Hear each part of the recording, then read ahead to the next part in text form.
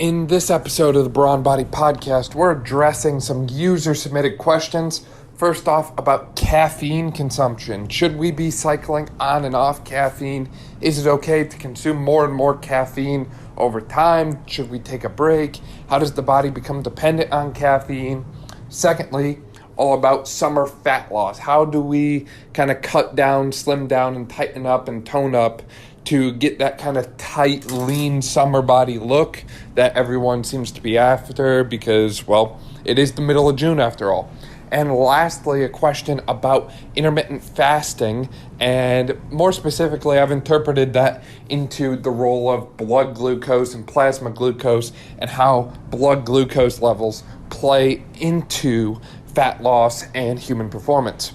So, with all that in mind, before we start the show, I want to ask that you please go to social media, make sure that you're following at Brawn Body to stay up to date with everything that we're doing and everything that we're posting. Instagram is kind of a big thing for us. We're also on TikTok, Facebook, all that sort of thing.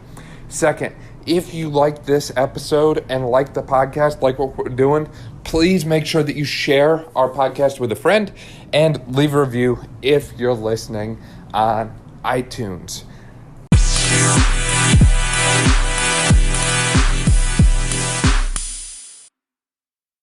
Well, this is certainly a different kind of episode today. It's been kind of weird to have a couple episodes where I'm back in the driver's seat, kind of flying solo, so to speak. I've really loved and appreciated having guests on the podcast, and we've got so many amazing guests lined up for the rest of the summer here. And I just wanted to kind of take a step back for a minute and say, look, for all of you who listen and follow, what questions do you have? What can we be doing right now to make sure that we're giving you the experience, the knowledge, the information that you want to make your life better right now? And we got some great questions that we're going to address one by one here. So the first one was about caffeine. And this comes from a guy who takes pre-workout most days out of the week, drinks a couple cups of coffee every day. So his caffeine consumption is pretty high. And we're talking about, how the body becomes dependent upon caffeine. How much is too much? Is there a point where you should stop drinking caffeine? All of that sort of thing. So to start off, we're going to start from that 30,000 foot kind of view. What is caffeine? What does it do? So caffeine, as many of you know, is this glorious drug that Americans overconsume. That's right, we overconsume caffeine. It's actually the most abused drug in our country. Yes, caffeine is a drug. Tolerance to caffeine builds up over time. So the more you consume, the less of an effect it's going to have. That tends to happen with most things we put in our body. So our body has this receptor system that kind of changes based on the stimuli that you provide to it. So the more caffeine you provide to your body, the more receptor activation you're going to get. Your body is going to respond by creating more caffeine receptors so that you'll need more caffeine to elicit the same response. You won't get as strong of a response if you looked at the receptor density in a lower dose. So let's say I have 100 caffeine receptors in my body and I had 100 milligrams of caffeine that I put in, about that in 1 cup of coffee, 1.5 cups of coffee. If I did that, then maybe all 100 of my caffeine receptors get bound to, and we have a 100% response from caffeine, right? This is all hypothetical numbers here. Now let's say I had 300 caffeine receptors in my body because I had been kind of drinking higher amounts of caffeine for a long period of time. Maybe I started drinking coffee when I was 16 years old and now I'm 24, 23 years old. So 7-8 years of high caffeine consumption every day. So now I've got 300 receptors and I'm going to take in 2 cups of coffee. So about 200 milligrams of caffeine. Well, even though I'm going to bind 200 receptors, that response I'm going to get is 2/3, so 67% in total. Those are, again, hypothetical numbers, but I'm using them to illustrate the fact that as you provide more and more stimulus, your body builds more receptors, and your response per dose will be less effective. So you need to continue to increase the dose of caffeine you give your body if you want the stronger response. The same thing is true for alcohol and pretty much all drugs. We need to kind of slowly increase the dosage over time because our body starts to adjust to it. So with that in mind, like I said, a cup of coffee, about 80 to 100 milligrams of caffeine. It kind of depends on what roast you're using, how much water, all that sort of thing. There's a lot of factors that go into it, size of the cup of coffee. Also, pre-workout varies widely. So some pre-workouts will have 100 milligrams of caffeine, about that in one cup of coffee, and some will have 400 to 500 milligrams, so 4 to 5 cups of coffee, maybe even more. So with that in mind, it's important to kind of assess the amount that you consume on a daily basis. And it's also important to consider other sources of caffeine. So tea, for example, tends to be a source of caffeine that people don't always think about. And some types of tea contain 70, 80 milligrams of caffeine per serving. So it can really add up quick there. Dark chocolate also contains high amounts of caffeine. And if you're like me, dark chocolate almonds are a huge weakness for me. So I can literally down a 12-ounce box of dark chocolate-covered almonds. And it tastes amazing, but at the same time, how much caffeine am I throwing in my system? What effect is that going to have long-term? So, benefits of caffeine. Why are we even using this thing? So, studies have shown that caffeine may improve endurance.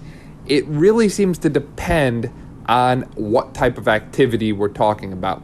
So for example, when we look at runners, especially long distance runners, caffeine doesn't seem like the best thing for them. The studies are mixed though. Some studies show that like a caffeinated gum can help boost performance. Other studies kind of show, hey look, caffeine does not help and it might even hinder endurance performance. As far as lifting goes specifically, caffeine is one of the things we turn to because it does boost your energy levels, your alertness, your focus levels for a short enough period of time. Where if you're doing a 30, 45-minute workout, that's kind of our sweet spot for the caffeine, you'll get a boost in performance. You will feel better, you will feel more alert and awake, and you'll have reduced fatigue. So in that sense, yes, it does have benefit for us when we are training.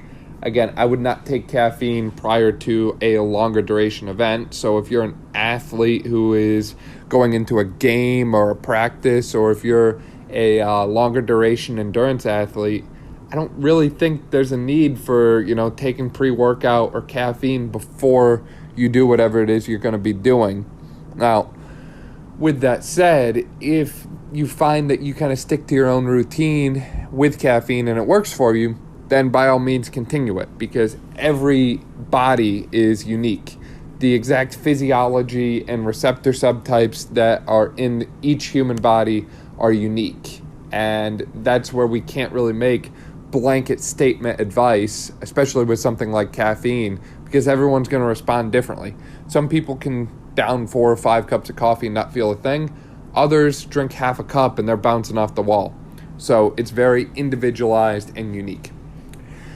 As far as caffeine withdrawal, this is something that you really have to watch for, especially if you're someone who has been dependent on caffeine. So I'm talking the person who drinks 3, 4, 5 cups of coffee a day, pops their pre-workout, their consumption is 700 plus milligrams a day. For that person, you kind of want to start by looking into your medical history, maybe even consulting a doctor, kind of reverse that caffeine withdrawal. So what I mean by caffeine withdrawal is obviously at some point you're going to have to consume less caffeine. And instead of going from 100 to 0 real quick, it's a lot better for your body to slowly taper off. If you have caffeine withdrawal, you'll probably have headaches. You'll probably be pretty sleepy, tired, fatigue, lethargic, a lot of brain fog, can have some irritability, might have some difficulty focusing and concentrating on what you're doing. So don't go 100 to 0. Start slow. So if you're that kind of person who, again, drinks 5 to 6 cups of coffee a day, then just slowly taper off. Now, keep in mind, too, that the half-life of caffeine is 6 to 8 hours, roughly. So that says if you consume that cup of coffee, 100 milligrams, in about 3 or 4 hours, it'll be cut in half. So it'll be about 50 milligrams left in the body. So caffeine lasts for quite a long time. So, if you're someone who starts to feel that you need to kind of rekindle that fire regularly when that caffeine starts to wear off, there could be some other metabolic imbalances going on that we're going to talk about in a little bit when we talk about blood glucose.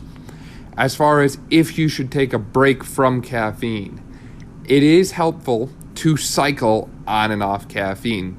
This is something that's held up in the research to kind of help prevent that tolerance buildup that we've talked about. So yes, it is a good idea to cycle on and off, but you should never go 100 to 0 and hit the brakes all of a sudden. Not a good idea. Additionally, you're going to have to factor in the fact that when you start to taper off caffeine, you will see some reduced energy levels. If you're someone who's kind of a fitness junkie, so to speak, you will notice that things can change. You might not have the same energy in your workouts. You might not be lifting the same amount or doing the same amount of exercises. You kind of sacrifice short-term performance. So I like to kind of schedule those caffeine break periods around times of lower intensity training periods, right? So there's going to be times in your training where you need to deload, kind of lower the weight, refocus on form, mobility, reset, give your body a chance to recover, let all your hard work kind of sink in as far as your gains go. That's when you want to kind of schedule those caffeine resets, so to speak. Those times that you kind of slowly taper off your caffeine consumption and kind of give it a break and then restart. As far as how much time you need to do in order to make that happen, it's going to take about 7 to 10 days. So what a lot of research and medical professionals seem to recommend is doing about 3 weeks of caffeine and then 1 week of no caffeine. Again, you kind of need to taper though, so build up, build down. So if we're doing that 3-to-1 kind of approach, then we do our 2.5 weeks normal caffeine consumption. Latter half of the last week, we start to taper down a little bit. That 4th week, we would do no caffeine, so probably drinking mostly decaf coffee, because I know a lot of people have found, at least they report in studies, self-report studies, that having the taste of coffee, even though it might not have the caffeine, can really help them. And same thing with pre-workouts too. Taking a non-caffeinated amino energy supplement can kind of help attenuate some of that fatigue that you would otherwise experience without the caffeine. And then after that week of no caffeine, then you restart and start progressing again as needed. So it's kind of like a cycle, so to speak.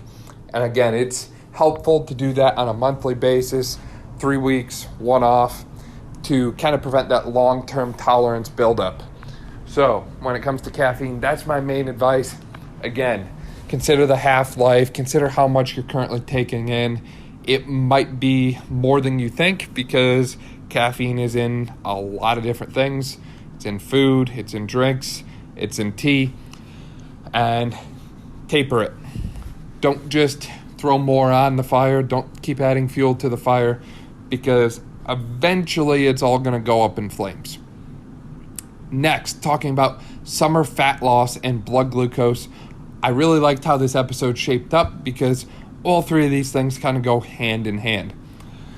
So let's start with blood glucose regulation because this will kind of bring us right into fat loss. So with blood glucose and kind of what I talked about earlier with fat loss, when we have a increase, or with caffeine, when we see an increase in blood glucose levels, so maybe we eat a meal and all of a sudden we spike that blood glucose level, right? Insulin is going to kick in and it's going to do its job storing all that blood glucose we just produced from that meal into our fat cells, right? That's kind of basic physiology 101, what insulin does. Well, insulin is so good at storing stuff, it also stores this thing called serotonin in the brain. And serotonin is a precursor to melatonin. So, what happens after a high-carb meal that really spikes our blood glucose is we see serotonin levels in the brain spike. And all of a sudden, our melatonin levels spike shortly after. And remember, melatonin is produced in our pineal gland. If you need to go back and listen to the episode on the foundations of neuroscience, that was done in the fall of 2020. We kind of explained that process in detail there. But basically, we have that spike in melatonin, so we start to get really tired and sleepy following a high-carb meal. Well, for most Americans, those high-carb meals are breakfast and lunch. When do most Americans consume their caffeine? Their caffeine. Breakfast and lunch. So we consume things like coffee early in the morning. We consume things like coffee midday after lunch when that 2:30 feeling starts to hit. Same with energy drinks. We consume them early, we consume them mid-afternoon. So instead of treating a high level of melatonin, starting to feel tired with caffeine, because at that point, that high melatonin is kind of putting us in rest to digest, kind of ease it down, so to speak, physiologically, activating that parasympathetic nervous system. Then we respond by hitting it with a big dose of caffeine, sympathetic overdrive, fight or flight. Instead of doing that, why not remove the carbohydrate or reduce the carbohydrate enough to a level that does not spike the insulin level quite so high, right?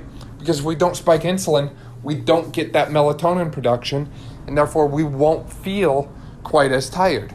So instead of treating a high blood glucose problem with caffeine, which is only going to exacerbate the problem long term, I'll explain that in a second, why not reduce carbohydrate intake and maybe replace it with something that's going to be a little more steady and stable, like proteins and fats. So we know that high protein, high fat, low carb diets do not spike insulin levels to the same level as high carb, especially when those carbs are simple. Things like white bread, cereals, pasta, even to a certain extent rice, white rice especially.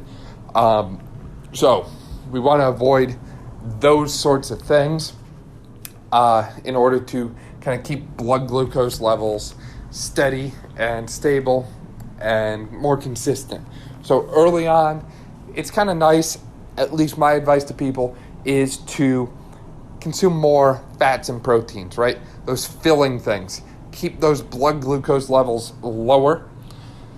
Then, towards the end of your day, start to use that biohack that we've talked about before.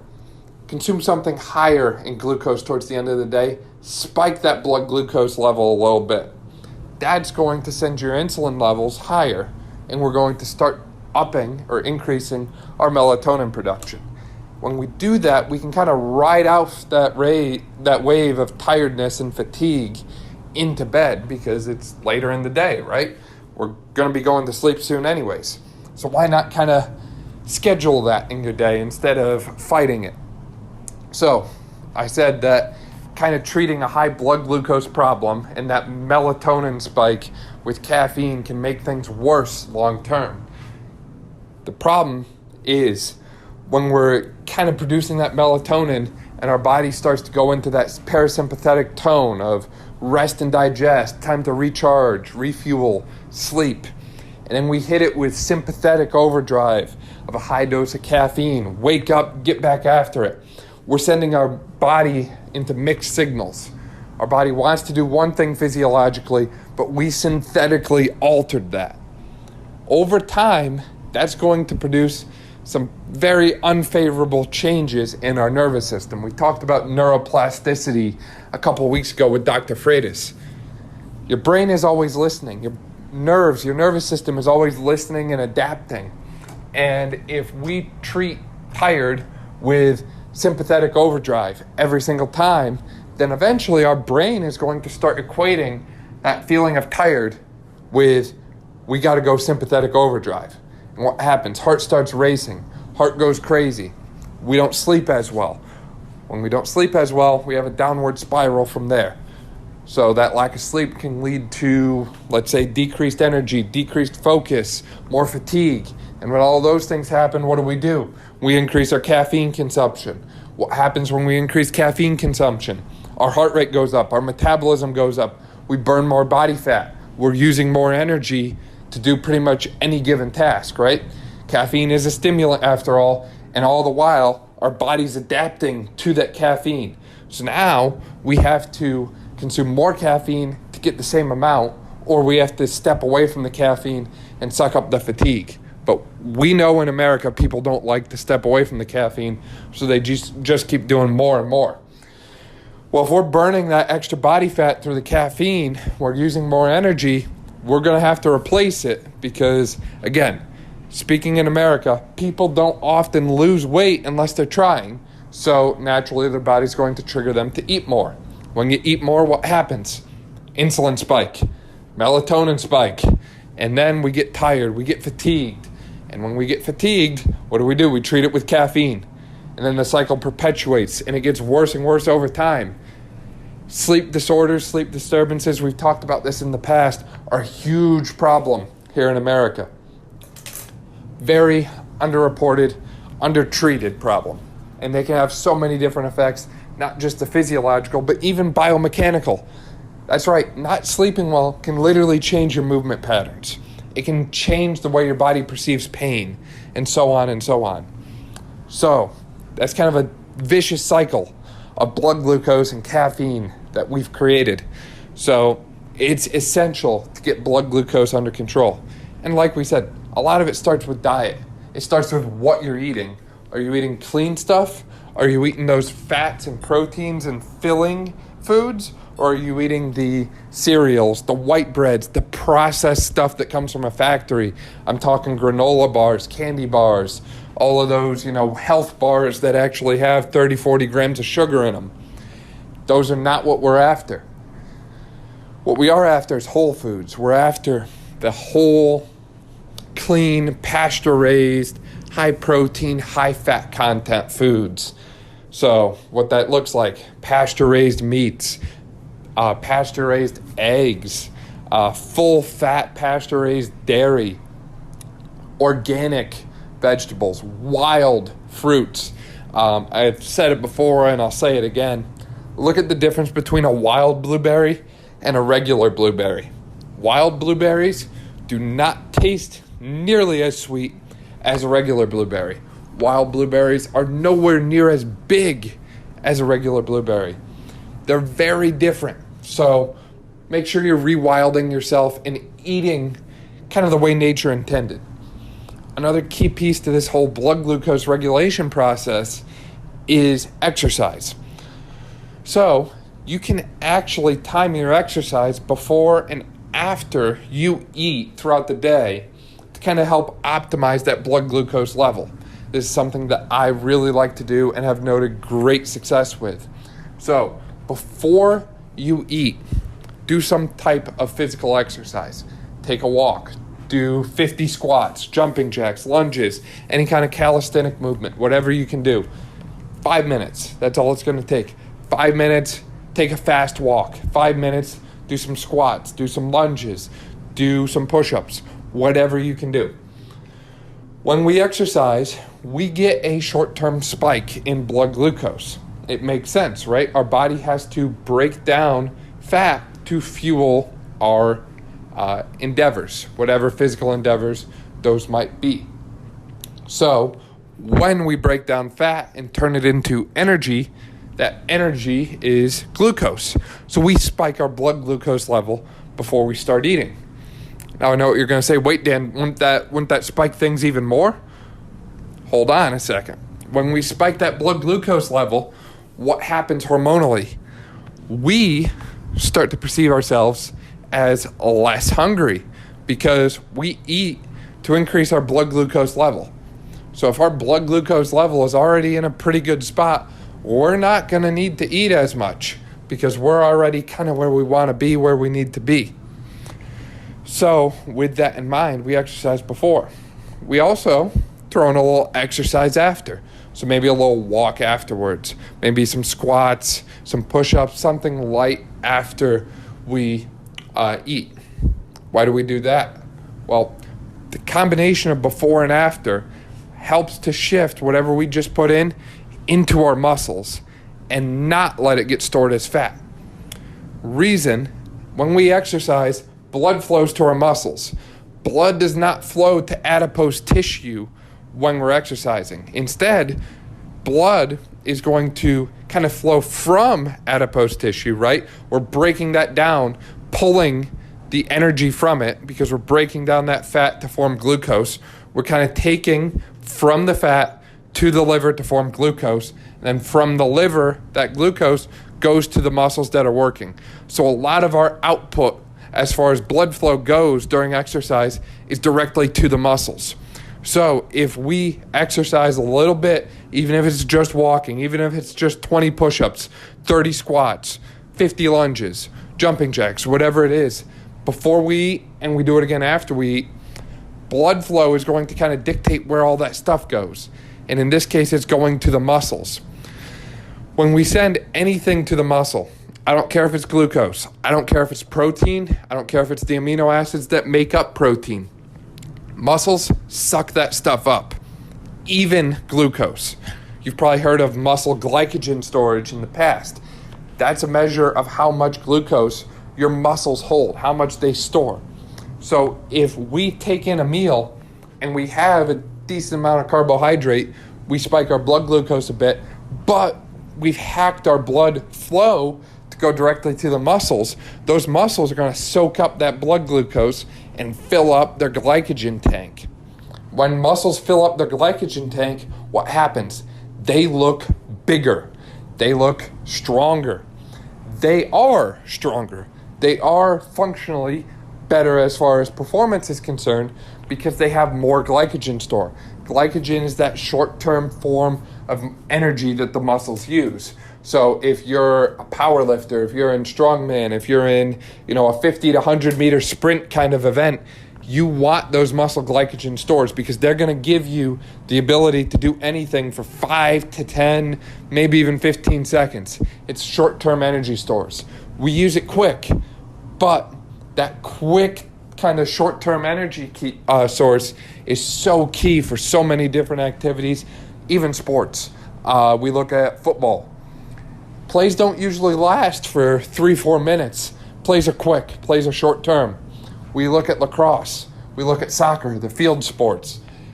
They're not always going 100% full out all game long, right? It's sudden bursts, and those bursts are dependent on glycogen stores.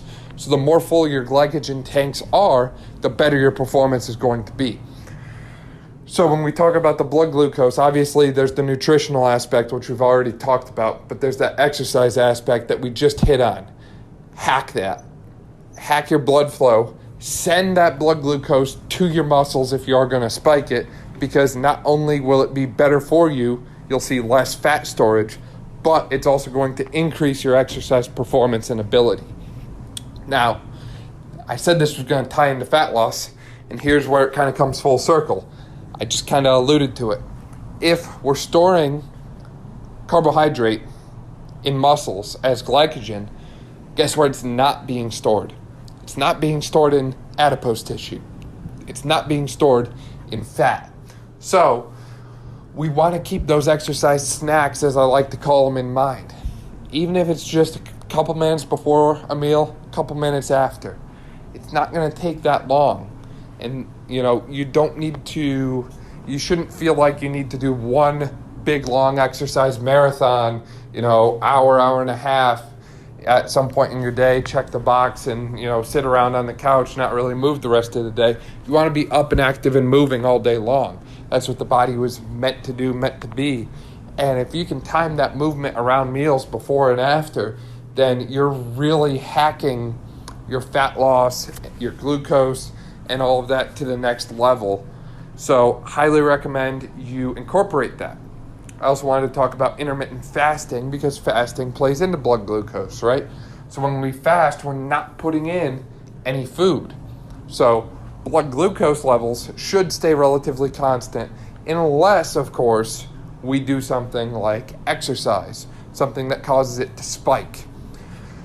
So the benefits of fasting, while there are many, and most of them revolve around metabolic health and autophagy or autophagy, however you prefer to pronounce it, one of the key benefits to fasting is fat loss, because that whole period of time, all of our blood glucose that we're using, all that energy is coming from stored fat. We have to break down fat in order to fuel ourselves, whatever we're doing.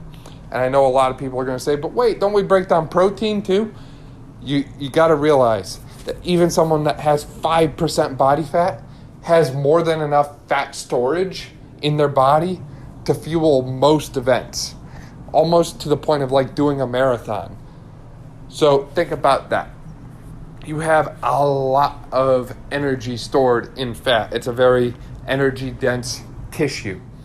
1 pound of fat is 3,500 calories. So if you're looking at someone who's 100 pounds, right, and they're 5% body fat, then they have 3,500 calories times 5. They have over 15,000 calories of body fat just sitting there. The average marathon burns about 3,000 calories. So they might burn 1 pound of fat doing a marathon. They've got 4% left in the tank afterwards. And that's an extreme example. I kind of rounded the numbers for simplicity's sake there. So fasting, as long as your doctor's approved it for you as safe, is a very effective tool in the toolbox for optimizing metabolic health, assisting in fat loss, and optimizing your blood glucose levels. For more on the metabolic health, highly recommend you go back, listen to our episode with Dr. Stephan Hussey. We kind of delved into that and some of the specific pathways that are relevant there, AMP-K, PGC1 alpha, in a lot more detail there. So, fasting, great tool in the toolbox. What else can we do for summer? How can we kind of promote that fat loss, make things visible, increase definition? You have to be doing high-intensity interval training. I know a lot of people talk about the benefits of, long duration, low intensity, steady state cardio, yada, yada, yada. But high intensity interval training gives you all those benefits without the time commitment. You can burn a lot more calories in a shorter amount of time. It's a lot better for your mitochondria. The mitochondria health and mitochondria density that you get from interval training is unmatched, absolutely unparalleled, right? It doesn't take long, 15, 20 minutes. That's it. I've mentioned before, and I'll mention again, some of my favorite ways to go about interval training. Tabata style, 20 seconds on, 10 seconds off. Or if I'm doing sprints, 60, 75. 60-second sprint, 75 seconds to recover. Rinse, wash, repeat. It's simple. You don't have to overcomplicate it. You can do this with weights if you want to count it as kind of like your gym workout. So you can do things like kettlebell swings. You could do burpees if you're bold. You could do pretty much get creative with it. Push-ups, pull-ups, right? You can do kettlebell squats, goblet squats, lunges, jump lunges. Anything that you can do for 20 to 30 seconds, take a break, and then do again. And again, get creative with that. Get crafty. Throw in some dumbbell renegade rows, some man makers. Get crafty with it. One thing I will not recommend for those intervals, I do not recommend plyometrics. So what I mean by that is box jumps, depth jumps. I don't recommend that as cardio. Reason why? As you do something plyometric like that, explosive as cardio, what happens when you're doing cardio? You get tired, your body wears down, form breaks down. So if I'm doing a box jump and I'm trying to get 42, 45 inches high, and I'm starting to get tired, my form breaks down, all of a sudden I slip and fall, and I got 4 feet to go till I hit the ground, what's going to happen? My injury risk, pretty darn high. So, just to play it safe, let's keep ourselves grounded. If you want to do something like a 180 jump squat, something lower intensity like that, by all means, go for it. Speed ladders, great tool. Hurdles, sprints, skips, hops, all great tools. But don't go out and do a 4 foot box jump and count it as cardio, because it's not safe as we start to get into those fatigue levels when form starts to break down. I also mentioned sprints, air assault bikes, row machines, all of that stuff are amazing tools. Again, tools in the toolbox when it comes to interval training. If you incorporate 15 to 20 minutes of interval training 4 to 5 times a week, I guarantee you will see amazing results as far as energy, endurance, and fat loss is concerned if all other variables are constant. So what I mean by that is if you've got your training routine kind of all set up right now, your nutrition plan all set up right now, and you're not seeing the results that you want, add in a few HIIT workouts. Prepare to be a little sore afterwards, right? Make sure you're taking the time to recover optimally, hydrate. If you do that, you will see benefits because the amount of calories you burn both during and after, the physiological benefits of HIIT, especially as it relates to the mitochondria and metabolic health, are unmatched and unparalleled. Now, there's a lot more that you can do besides just exercise and eat right? Fasting, we've already talked about. About temperatures, we've talked about this a little bit in the past. Cold exposure. So exposing your body to the cold actually increases the amount of brown adipose tissue in your body. So there's 2 types of adipose tissue, fat tissue. There's white and there's brown. Brown is the kind that we want because it's more metabolically active, meaning that this stuff helps to keep you warm. It's the kind of fat that we think of when we look at people who are kind of in the colder climates, polar climates. It's the insulation, metabolically active fat. It burns calories for you. That's the kind of fat we want. White fat is what we think of when we think of stereotypical America. So the kind of fat that just kind of builds up, accumulates, and sits there. The kind of fat that we don't really want. We're not really seeking that. So cold exposure helps us shift our body fat storage to more metabolically active forms that burn more calories naturally. So if you want to start doing cold exposure, cold showers, cold baths, ice baths, all great places to start. If you're in the Northeast or Northwest or any northern part of the country, in the wintertime when it's cold out, go outside, step outside. Kind of expose your body to the elements, so to speak. Soak in the cold. On the opposite side of the cold is heat. So sauna. Sauna is very beneficial for metabolic health. Helps optimize mitochondria density. Helps to increase the health of the mitochondria. Increase autophagy. So kind of clear out the bad stuff and the gunk that's built up in our cells. And if we clear out the bad stuff, then we make more room for the good stuff, right? Now, as far as the fat shift goes, as far as the research can tell us, we don't see the same shift in fat in heat as we do with cold. However, that heat does kind of send a signal to our body to decrease fat stores, right? Fat is something we use as insulation within our body, right? So, with that in mind, if we constantly send a signal to our body that it's warm, that it's hot, our body's going to likely respond by not storing as much stuff as fat. Now, you will see other things like increased water retention because your body doesn't want to end up dehydrated, but your fat stores should stay relatively consistent or decrease if all other factors are held constant. So when I say heat, we're talking about things like increased sauna exposure. So saunas, maybe you move to the desert for a short period of time like I've done here in Arizona, and the temperature just gets cranked up and all of a sudden you're in the oven, that sort of thing. So we've touched on all of that. We've touched on exercise throughout the day. We've touched on a lot of different factors. The last one I want to touch on is sleep, right? As part of the recipe for success for this summer, you got to make sure you're sleeping. You have to get that 7 to 9 hours. So when you sleep, your body's going to produce most of, if not all of the hormones it needs for the next day. Those hormones regulate your metabolism. Those hormones regulate your body's ability to break down fat and mobilize fat. Those hormones regulate your ability to restore and regenerate muscle tissue. So rebuild muscle.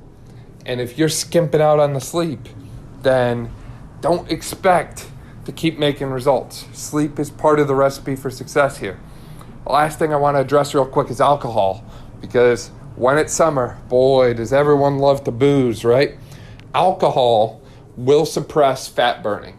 For every one drink you have of your stereotypical 5% alcohol, 12-ounce beer, for every one of those you have, expect 1 hour of fat burning to be suppressed. Now, a lot of people drink a lot more than one 12-ounce can of 5% alcohol beer. A lot of people drink more than just beer. They drink tequila, they drink whiskey, they drink, mixed drinks, fruity drinks, all kinds of different things, IPAs. So with that in mind, expect, for every drink you have, maybe 2.5 hours of fat burning to be shut down. And at times, that's a sacrifice you're willing to make, right? But not something you should be doing all day, every day, in and out. Keep that in mind. Also keep in mind that calorie content in alcohol is very high. Now, calories do not tell the full story. Like I said before, you can kind of biohack that exercise snack that we called it to shift where those calories go and kind of drive them into the muscles instead of fat tissue for the most part. But if you're consuming, 3,000 calories of alcohol a day, I hope no one's consuming that amount, because alcohol is only 7 calories per gram. That's a lot of alcohol if you're hitting that level. But if you're doing that day in and day out, obviously you're going to see increased body fat storage over time. While we're on that topic of, the calorie is not the full story, I want to touch quick on cheat meals and the role that cheat meals play in fat loss. So having a cheat meal can actually spike certain hormone levels the next day, such as cyclic AMP. So having a cheat meal every week or a cheat day once a week can actually spike the hormones and signaling mechanisms that lead to increased fat loss long term. So it might kind of set you back a little bit for like a short period of time, 12 to 24 hours, but long term, over the course of multiple days and weeks, it actually sets you ahead of schedule. So as far as eating goes, you should have at least one cheat day per week, right? The other 6 days should be pretty clean. Can't talk all of a sudden. Highly recommend you follow what I do is called the 80-20 rule, 80-20 principle. So 80% of the meals we eat are clean. The other 20%, anything goes. And that 20% tends to be stacked up on one day for the most part. So that's my advice as far as fat loss goes. So just to kind of summarize this episode for you, we talked about the importance of cycling your caffeine and recommended that you do 3 weeks of caffeine consumption, followed by a little bit of a taper and 1 week off. We talked about fat loss and the role of blood glucose and recommended exercise snacks to kind of help regulate your blood glucose, in addition to altering the timing of carbohydrates during your day. We also talked about the role of high-intensity interval training, heat, cold, and so many other factors, sleep, calorie consumption, alcohol, in the making of body fat. So with that, that's going to wrap up this episode of the Brawn Body Podcast, this Q&A episode. We hope that we were able to answer your questions in enough detail and that you were able to learn something from this episode. If you like what we're doing on the podcast, please subscribe, share with a friend, and give us a shout out on social media. Make sure you follow us over at Brawn Body. Leave a review if you're listening on iTunes. And until next week, thank you for listening. We'll see you then.